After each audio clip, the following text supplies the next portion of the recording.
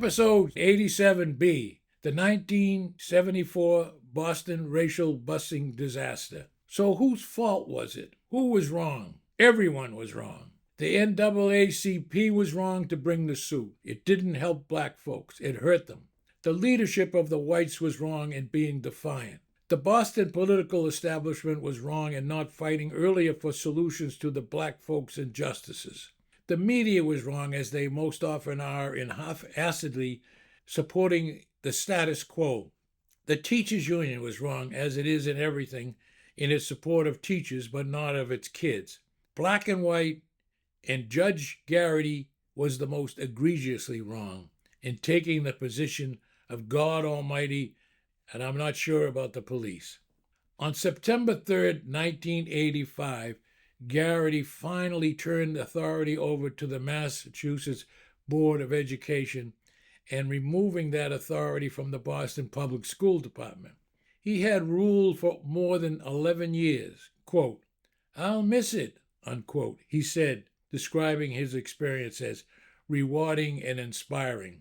During Garrity's tenure as de facto school superintendent, public school enrollment dropped from 93,000 to 57,000, and the proportion of white students shrank from 65% to 28%. 78 school buildings closed their doors, including Roxbury High. Recent percentages of whites in the school system are estimated at 17%, and most of them attend one of the 3 selective exam schools, like Boston Latin School. Boston has been forced to lower its threshold for acceptable racial balance of each school from a minimum of 50% white in 1965 to a minimum of 9% white. Busing has not only failed to integrate Boston schools, it has also failed to improve education opportunities for the city's children.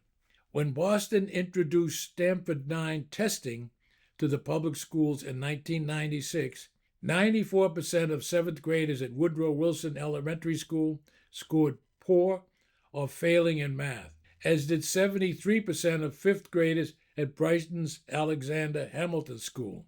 At Dorchester's William Endicott School, 95% of the 5th graders scored poor or failing in reading, and 100% scored poor or failing in math. Yet all of these students were promoted to the next grade. On the statewide Iowa reading test, the Boston Public Schools ranked 275 out of the 279 cities and towns in Massachusetts. Even the working-class city of Lawrence, with a large immigrant population and a high crime rate, outscored the Boston Public Schools, despite the fact that Lawrence teachers make almost $15,000 a year on average, less than Boston teachers. Such poor educational outcomes hardly seem to justify the cost of desegregation. In 1985, Boston School Superintendent Robert Spillane resigned in frustration because Garrity was always peering over his shoulder. The 8th superintendent in 10 years, Spillane complained to the Globe, the judge had a paternalistic mentality that all goodness and all knowledge flows from the federal court. Note, the following are some of my thoughts regarding the involved city neighborhoods. I remember South Boston as a segregated neighborhood before busing. Not only were the blacks not welcome, but also whites from other parts of Greater Boston were not either. A huge hardwood chip seemed to be balanced on Southie's shoulder.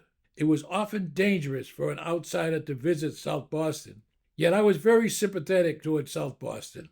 Those folks in Charlestown, another Irish enclave, were 2 of the affected parts of the city. Roxbury, a black neighborhood, also paid the price for Boston's white guilt.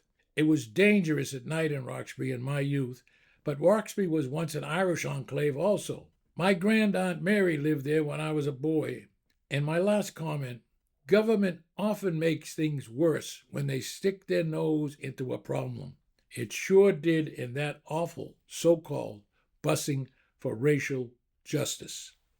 This is Rod Murphy. Thank you for viewing or listening to my podcast episodes. I really appreciate it. If you liked it, And if you so choose, I ask you to send a good review and or refer a friend who might be interested in this Old Boston podcast series.